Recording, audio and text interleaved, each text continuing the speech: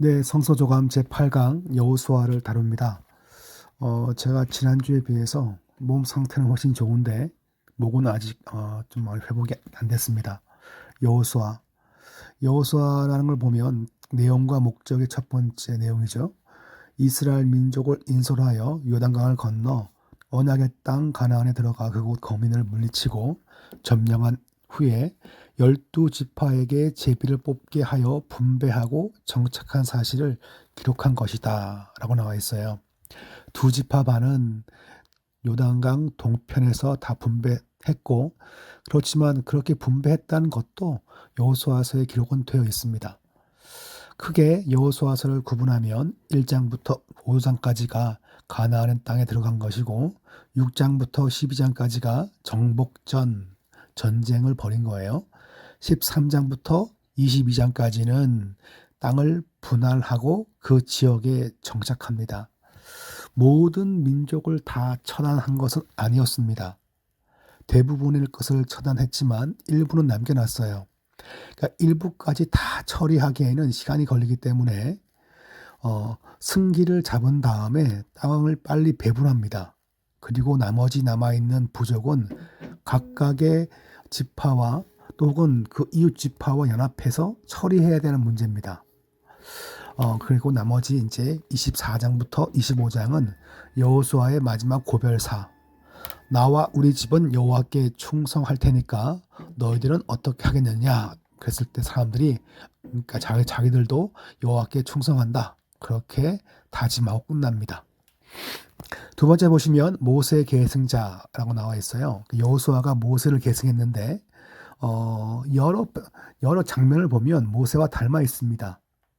그러니까 이제 모세가 그 시내산에서 떨기나무 앞에서 하나님의 그 천사를 대면하여 본 것처럼 여호수아도 그런 이제 칼든 하나님의 군대 장관을 만나죠. 그러니까 이런 모든 그런 컨셉과 대화를 보면 여호수아와 모세가 닮아 있어요. 그래서 어떤 학자는 여호수아를 가리켜서 이것도 모세 오경에 포함되어야 한다. 혹은 그래서 모세 육경설 뭐 이런 단어를 쓰는 학자도 있습니다. 제가 이 단어를 쓴 것은 이 학자의 의견이 좋다는 것이 아니라 그 정도로 모세와 여호수아가 닮아 있다는 것을 우리가 주지할 필요가 있습니다. 네, 그 다음 페이지 가시면 나와 있는데요. 지금 여기 보시면 모세가 죽기 전에 하나님의 명령을 따라 여호수아에게 이제 안수해서 그를 후계자로 그렇게 채택했다는 것인데 여호수아는 모세와 마찬가지로 이제 강한 지도력과 그다음에 카리스마적인 리더십을 갖고 있었고 처음에 12정탐꾼 가운데 이제 이 여호수아가 어딥니까? 저희 에브라임 지파 출신인데 그렇게 이제 정탐꾼으로서의 사명을 잘 했어요. 누구와 함께? 바로 갈렙과 함께. 그래서 요 밑에 보시면 10명의 정탐꾼들은 부정적인 보고를 했습니다. 그렇지만 여호수아와 갈렙은 하나님 앞에서 충분히 우리가 그들을 싸워서 이길 수 있다라고 하면서 긍정적인 보고를 하죠. 그래서 이제 여호수아에 있어서 젊을 때의 정탐꾼 삶이 상당히 중요한 그런 모티브가 됩니다. 처음 전쟁에 보시면 여리고 전쟁이 나와 있어요. 다 넘어가면 좀 그렇고 밑에 보시면 기생 라합의 붉은 줄도 예수 그리스도의 십자가 보혈을 예표한다. 상당히 지금 이 김준권 목사님은 신학을 정통으로 하신 건 아니고 목회자로서 책을 쓰신 거예요. 그래서 모든 빨간 것만 나오면 다 예수 그리스도냐 이렇게 비판의 여지가 있긴 있습니다. 그래서 저도 기생 라합의 붉은 줄은 뭐냐? 붉다는 것은 그냥 외관상 표시를 낸 것은 아닌가 그렇게 생각하는데 무조건 붉은색이니까 예수 그리스도의 보혈의 피다. 그렇게 이제 피는 아니지만 그 피를 의미하지 않겠냐, 예표하지 않겠냐, 그런 식으로 설명을 종종 일부 목회자들이 합니다. 근데 저는 이제 이런 의견에 대해서 별로 찬동하지 않고 뭐 이렇게 보기도 하지만 성경의 그 문맥은 과연 이건가? 전 그렇게 생각하지 않고요. 자, 넘어갑시다. 그러니까 이 책이 제가 쓴 책은 아니기 때문에 모든 부분을 제가 100%다 인정하지 않고, 제가 책을 쓰면 좋겠지만 시간도 걸리고 그래서 남의 책들을 그냥 씁니다. 여리고 전쟁을 보시면 여리고 성이 뭐 크다 작다 논쟁이 많아요. 결론부터 얘기할게요. 여리고 성은 작아요. 작고, 작으니까 하루에 한 바퀴 돌고 7째 날에 7바퀴나 도는 거예요. 그 성이 그렇게 크면 어떻게 7바퀴를 돕니까? 하나님의 역사하신 말미암아 뭐 버스가 왔습니까? 그렇게 너무 호흡맹랑하게 생각하시면 안 되죠. 여리고 성은 크지 않습니다. 작습니다. 그런데 성벽의 구조가 남다르게 이중벽을 취합니다. 지금 여기 보시면 벽과 벽 사이가 10자쯤 된다. 한자가 한 50cm라고 한다면 벽과 벽 사이가 한 5m? 아니 그냥 5m에서 6m? 학자마다 약간 좀 의견이 다르겠지만, 그러니까 탄탄하게 지어진 벽 구조이고, 그리고 두 개의 벽이 이게 떨어져 있는데, 가난한 사람들이 벽과 벽 사이에 거주했대요.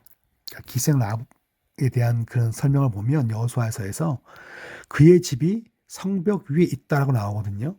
그 가난한 사람이고, 그 다음에 이제 술과 몸을 파는 그런 잡부였다는 것을 우리 충분히 잘 알 수 있습니다.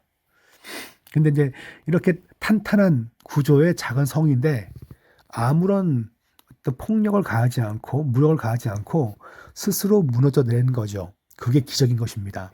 그러니까 여리고 성의 사이즈를 무한정 키운다고 그게 놀라운 기적이 되는 것이 아니라 손을 대지 않고 순종만 했더니 그냥 무너졌다. 이게 무서운 거죠. 여호수아 6장에 보시면 성은 굳게 닫혀 있고 사람들이 왕래하지 않는다고 나와 있는데, 그만큼 여호와 하나님의 사람들이 무서워했다는 것입니다. 이스라엘 백성을. 그래서 이스라엘 백성이 승리한 것은 단 한 가지의 방법만 사용했습니다. 그게 뭘까요? 이겁니다. 순종. 여리고 성이 무너진 방법은 무엇입니까? 라고 묻는다면 심플하게 순종이에요. 순종. 자, 밑에 볼게요. 사람의 생각에 어리석고 부적당할지라도 하나님의 신실하심과 전능하심을 믿고 순종하면 승리는 반드시 우리의 것이 된다는 사실을 입증인 것이다. 이게 바로 여리고 성이 보여주고 있는 중요한 방법이죠. 우리가 이 땅을 살면서 다양한 방법을 추구하지만 하나님의 말씀에 따르는 것이 성도의 승리의 유일한 방법이고 가장 큰 방법임을 우리가 기억하고 믿을 필요가 있습니다. 네, 그 다음 페이지 가시면 제가 방금 한 얘기가 지금 여기 보면 다시 한번 더 나와 있어요. 쭉 보시면 되고요. 신령한 가나안. 이게 뭔가 싶었어요. 제가 보면서도. 제가 사실 이 책을 대학생 때 한 2번 봤는데, 대학생 때니까 벌써 세월이 30년이 훨씬 지났습니다만, 이 책을 가만히 보면 신령한 가나안, 이게 뭘까요? 가나안 생활은 영적 교훈이 있다는 거예요. 지금 이분은 뭐든지 다 예표 이렇게 지금 말을 쓰고 있는데, 제가 앞선 강의를 보면 별다른 설명하지 않고 그냥 건너왔어요. 그 이유가 있어요. 굳이 제가 이걸 예표가 아니라고 말할 필요성이 없기 때문에 그런 거예요. 그렇지만 이렇게 예표로 보는 학자들이 더러 있는데 하여튼 그걸 떠나서 이 가나안 생활이 그러니까 가나안에 들어가서 이제 이스라엘 백성이 정복해 살아야 되는데, 그것을 마치 어떤 영적 메시지가 있는 것처럼도 이해할 수는 있겠죠. 첫 번째, 가나안은 이스라엘의 약속과 안식의 땅이다. 방황하여 살다가 성도가 들어갈 곳, 바로 가나안이다. 그래서 길이 살겠네 그 찬송 보면요, 가나안 땅에 들어가서 주가 주신 양식 먹으면 살린다. 그런 가사가 있잖아요, 그죠?